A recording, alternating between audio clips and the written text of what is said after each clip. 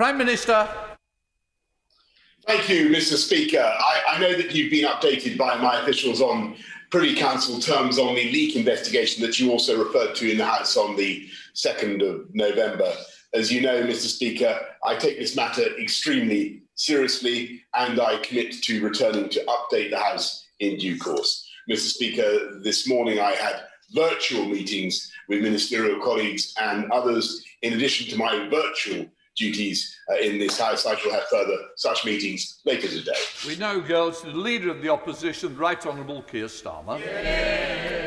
Thank you, Mr. Speaker. Can I start by sending my best wishes to the Prime Minister and all those across the country who are doing the right thing by following the rules and self-isolating. Mr. Speaker, devolution in Scotland, Wales and Northern Ireland is one of the proudest achievements of the last Labour government. Until now, whatever our disagreements, there's been a very broad consensus about devolution. So why did the Prime Minister tell his MPs this week that Scottish devolution is, in his words, a disaster? Prime Minister.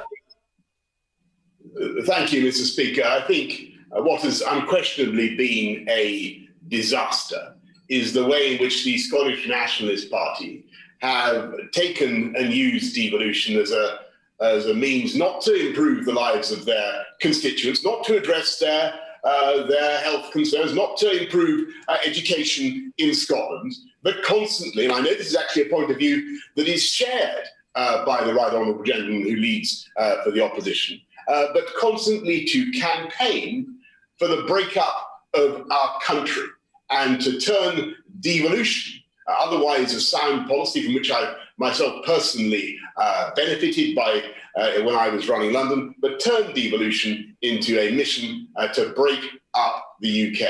And that, in my view, would be a disaster. If he doesn't think that would be a disaster, then perhaps he could say so now. Could I just say it's the Scottish National Party, not the Nationalist Party. Otherwise, the phones will be ringing longer than... I'm so sorry. They're national but not nationalists, I see. Right. We can play pedantics another time. Keir Starmer.